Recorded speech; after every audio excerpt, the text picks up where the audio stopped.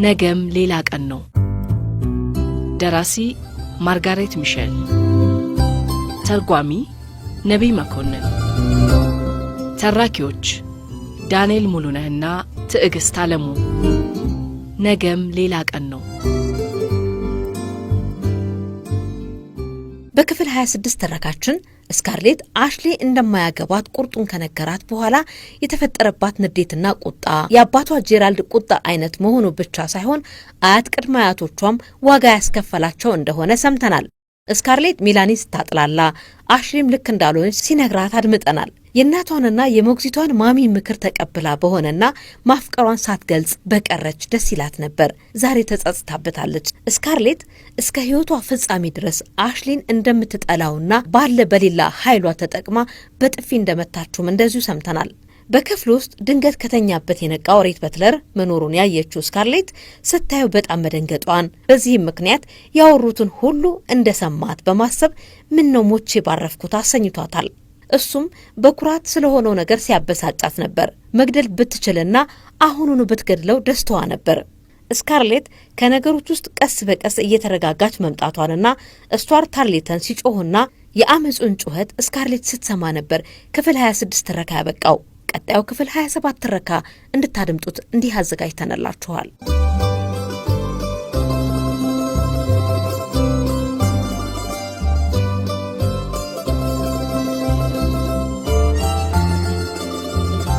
አራቱ የታርሌተን ቤተሰብ ልጆች የፎንቴን ልጆች እየተከተሏቸው ከሰው ተነጥለው በፍጥነት ወደ ፈረሶቹ አቅጣጫ ሲሄዱ ተመለከተች።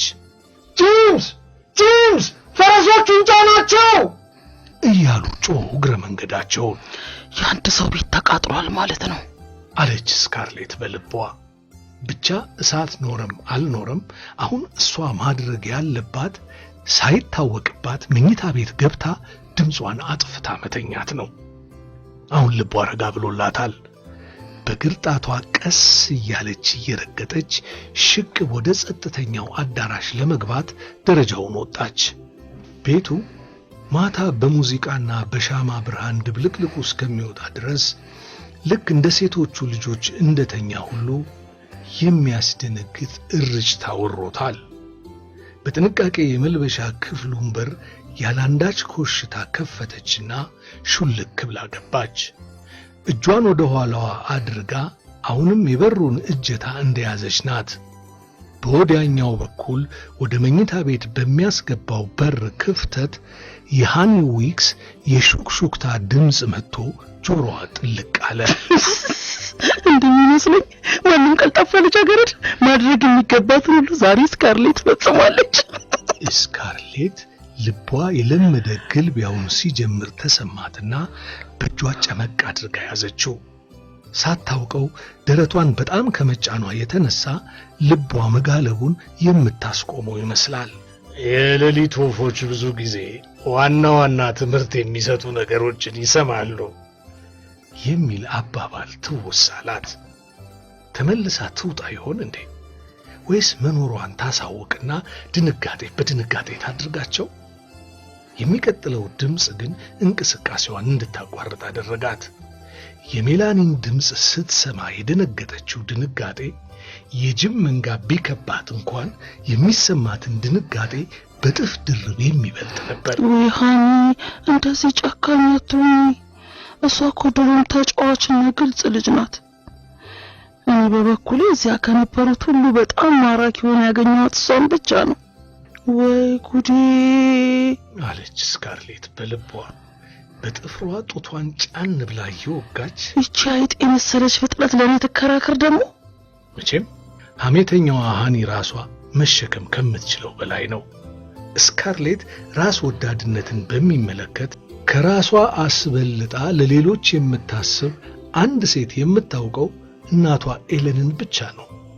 ሜላኒ አሽሌን በእጇ ማግባቷን ስላረጋገጠች መሆን አለበት እንዲህ ያለች ቅዱስ ክርስቲያን የሆነችው።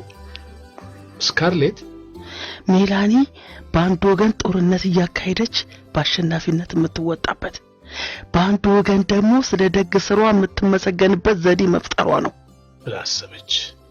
ስካርሌት ይህንን ዘዴ በተደጋጋሚ ሌሎች ሴቶችን ለወንዶች ስታማ ብዙ ጊዜ ተጠቅማበታለች። ታዲያ ብዙ ጎበዝ ወንዶች ደግና ራስ ወዳድ ያልሆነች ሴት ናት ብለው እንዲያምኑ አድርጋቸዋለች። አይሚልዬ አለች ሃኒ ድምጿን ኮምጠጥና ከፍ አድርጋ። ታውረሻል ማለት ነው? ባክሽ ቀስ በይ ሃኒ አለች ሳሊ ሙንሮ በቀስታ። ቤት ያለው ሰው ሁሉ ይሰማቸዋል እኮ። ሃኒ ድምጿን ተቀንስ እንጂ ወሬዋን ቀጥላለች። መቼም ለመያዝ የቻለችውን ወንድ በሙሉ ነጥቃ ለመውሰድ ስትራወጥ በአይንሽ በብረቱ አይተሻል። ሌላው ቀርቶ የገዛ እህቷን ወዳጅ ሽማግሌውን ኬኔዲን ለማሽኮርመም ስትል ተመልከተሻታል። እንደሷ ያለ አይምሪ ሴት መቼም በጭራሽ አይቼም አላውቅም። ጨላጣ እኮ ናት። ደግሞ ቻርልስንም ብታጠም ደመረዋን ስትጥል ነበር እኮ። ሃኒ የልቧን በልቧ ይዛ የፌዝ ሳቅ ሳቀች። ደግሞ እንደምታውቂው ቻርልስና እኔ እውነትሽ ነው አሉና ብዙ ድምጾች በሹክሹክታ ጠየቁ። እናንተ ብቻ ለማንም እንዳትናገሩ እናንተ። ዋ ገና መንገድ ላይ ነኝ፣ አላጠናቀቅኩትም። ሁሉም እየሳቁ ሳሉ አንዷ ሃኒን ቆንጠጥ ስታደርጋት አልጋው ሲጢጢጢጥ እያለ ተንቋቋ።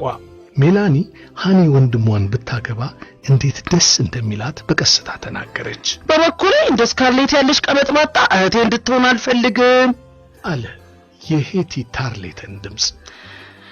ለሷ ግን ከስታርት ጋር ብትጋባ ይሻላታል። ብሬንት እሷ ከጉዳይ እንደማትጽፈው ሁሉ ይናገራል፣ ግን ራሱ ጠፋ ለምን ደርሷል።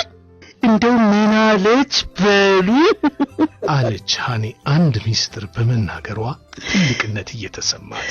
እሷ ጉዳይ ብላ ልቧ እስኪጠፋ የምትወደው አንድ ሰው አለ። እሱ አሽሌ ነው።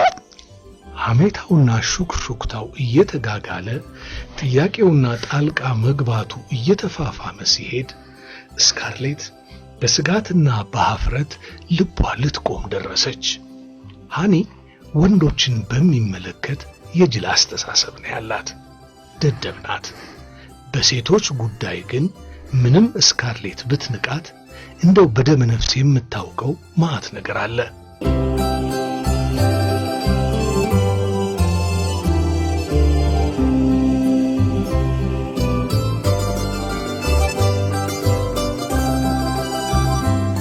እዛ መጻሕፍት ቤት ውስጥ ካሽሌ እና ከሬት በትለር ጋር ያጋጠማት የክብር መቁሰልና ውርደት ራሱ ይህንኑ የሚጠቁም ማስረጃ ነው።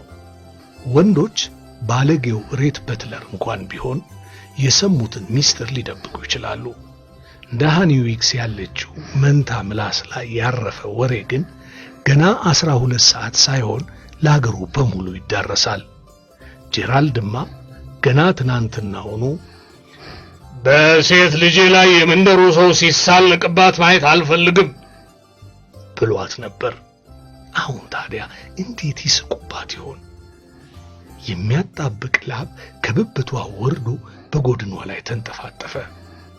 የሜላኒ ድምጽ ከሁሉም ጎላ ብሎ ተቃውሞውን አሰማ። ሃኒ ያልሆነ ነገር አትናገሪ፣ በጣም ጭካኔ ነው።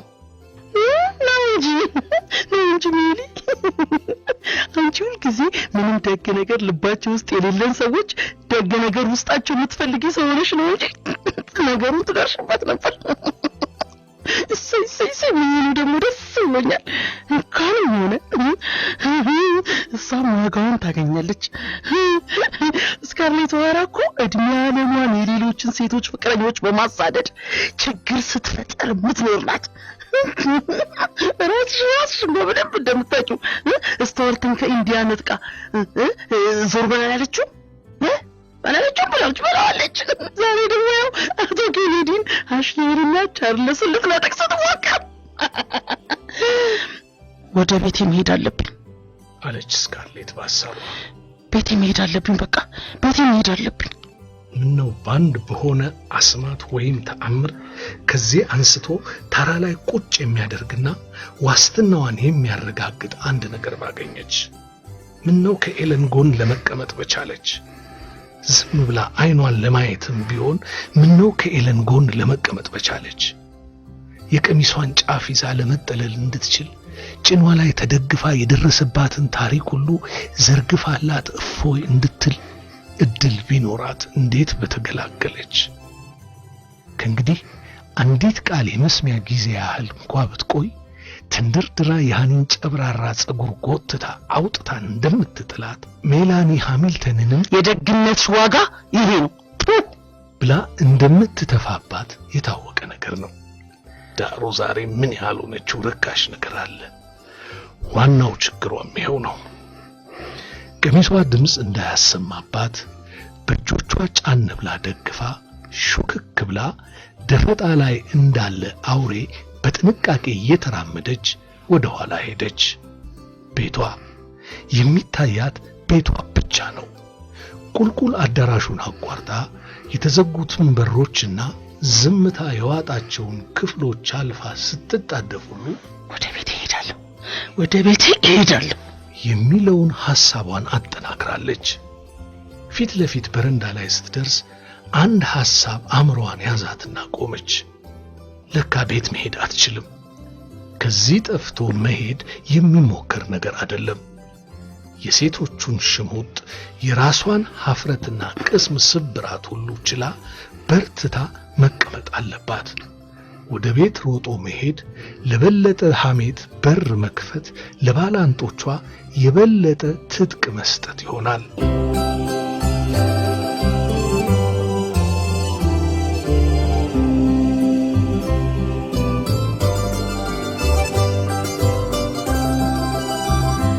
አጠገቧ ያለውን ምሰሶ በተጨበጠ እጇ ጫና አድርጋ ተደግፋ ምነው እንደ ሳምሶን ጠንካራና ኃይለኛ ቦንኩ ጠቅላላ 12ቱ ዋርካዎቹንና በውስጡ ያለውን እያንዳንዱን ሰው ድራሹን አጠፋው ነበር አለች።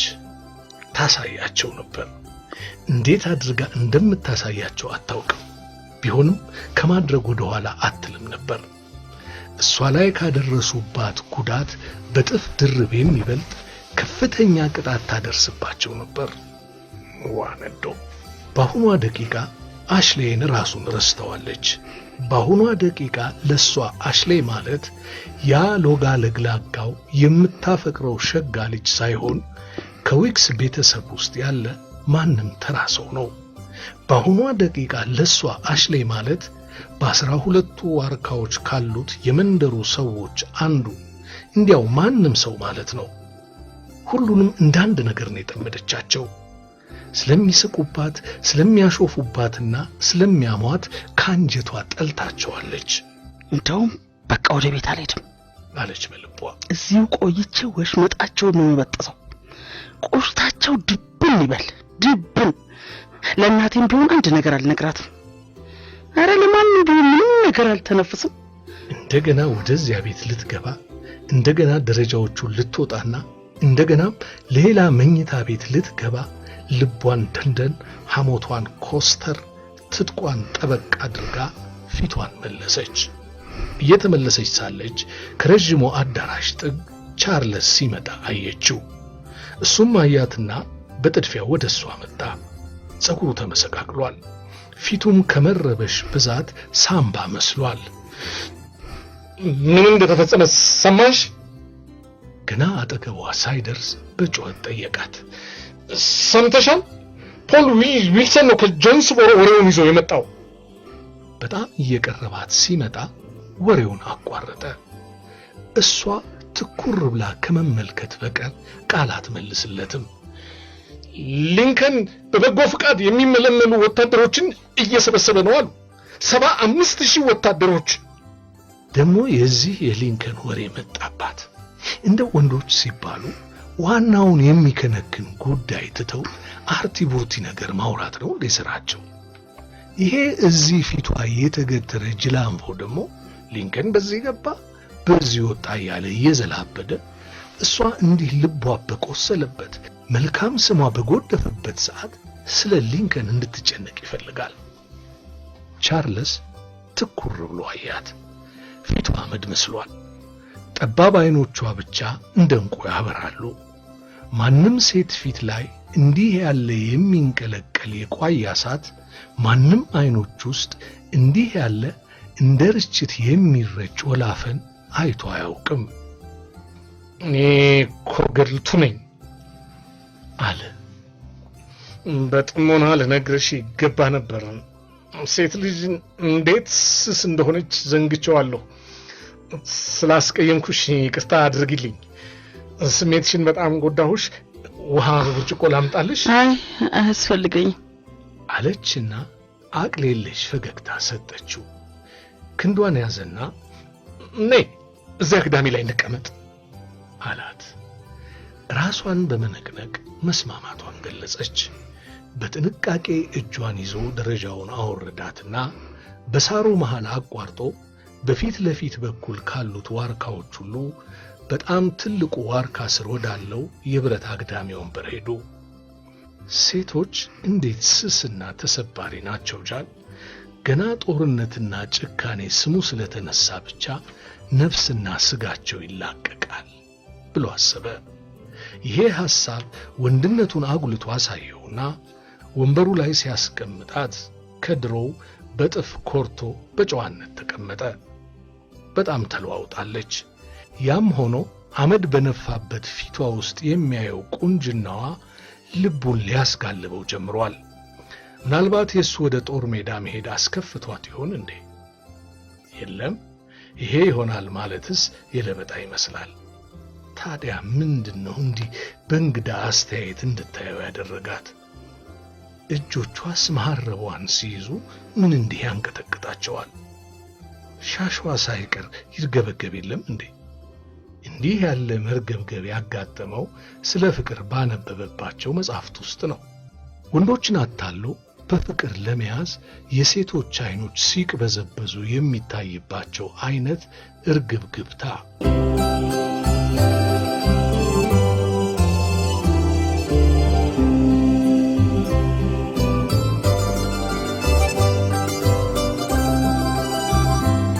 ቻርልስ 3 ጊዜ ለመናገር ጉሮሮውን ካጠራ በኋላ 3 ጊዜ የሚፈልገውን መናገር ሳይሳካለት ቀረ። አይኖቿ እንደሚዋጉ ሁሉ በጣም ትክ ብለው ስለሚያዩት ቀና ብሎ በሙሉ አይኑ ሊያያት አልቻለም። ስለዚህ መሬት ያያል። ስካርሌት አንድ አዲስ እቅድና ሐሳብ በአእምሮዋ እያብላላች በችኮላ የሚከተለውን አሰበች። ብዙ ብር አለው። ወላጆችና ዘመዶች ስለሌሉት ካማችም ጭቅጭቅ እድናለሁ። ከዚህ ኮሪኛ ህዝብ ርቆ አትላንታ መኖሩን በጣም ጥሩ ነው። ስለዚህ አሁን ባገባው የአሽሌ ኩም ይላል። እንደውም እስካሁን ከሱ ጋር ያደረኩትም ሁሉ እንደው ለጨዋታና ለመዝናኛ እንደሆነና በተፈጸመው ነገር ምንም ነገር እንዳልተሰማኝ በደንብ ይገባዋል። ያቺ ያኔንም ብትሆን ወሽመጧን ቆርጠዋለሁ። ከቻርልስ ወዲያ ምንም አይነት ወዳጅ ስለማታገኝ የሀገር መሳቂያ መሳለቂያ ትሆናለች። ሜላኒን ብትሆን ቻርልስ ወንድሟ በመሆኑ ከልቧ ስለምትወደው አንጀቷ ደበን ይላል። ስቱዋርትና ብሬንትን ቢሆኑ በቅናት መቃጠላቸው አይቀርም። ስቱዋርትና ብሬንት እንኳን ለምን ልትጎዳቸው እንዳሰበች አታውቅም። ከሾካካ እህቶቿ በስተቀር እነሱ ምንም ክፉ ነገር አልፈጸሙባትም። ታዲያ እኔ ቻርልስን ካገባው በኋላ የራሴ ቤት ኖሮኝ ጥሩ ልብሶች ለብሼና ምርጥ ሰረገላ ላይ ተቀምጬ ወደዚህ ተመልሼ ልጎበኛቸው ስመጣ ሁሉም ቅስማቸውን ክትክት ይላል። ያኔ አንዳቸውም አፋቸውን ሊከፍቱብኝ፣ አንዳቸውም በፍጹም ሊስቁብኝ አይችሉም። በፍጹም። በእርግጥ ውጊያው መካሄዱ አይቀርም ማለት ነው አለ ቻርልስ ከብዙ ያልተሳኩ ሙከራዎች በኋላ። ግና አይዞሽ አትፍሪ ስካርሌት፣ በአንድ ወር ጊዜ ውስጥ ድምጥማጣቸውን አጥፍተን ጦርነቱን እንጨርሳለን። እሪ ያሉ ጭራቸውን ቆልፈው ባይፈረጥጡ ምን አለበኝ። ሰራዊቱ ጆንስቦሮ ላይ መገናኘት ስለሚኖርበት የዛሬው ምሽት የዳንስ ድግስ ይሄን ያህል የሚሞቅ አይመስለኝም። የታርሌተን መንትያ ወንድማማቾችም ወሬውን ለመንገር ሄደዋል። መቼም ሴቶቹ እንዴት እንደሚያዝኑ ይታዩኛል። ወይኔ ጉዴ አለች ስካርሌት የተሻለ ነገር እየጠበቀች ግን ከዚህ በኋላ ምንም ወሬ ሳትፈልግ። የክፍል 27 ትረካ እዚሁ ላይ አብቅቷል። ቀጣዩን ክፍል ትረካ በሰዓታችን ይዘን እንቀርባለን። ለአብሮነታችሁ እናመሰግናለን።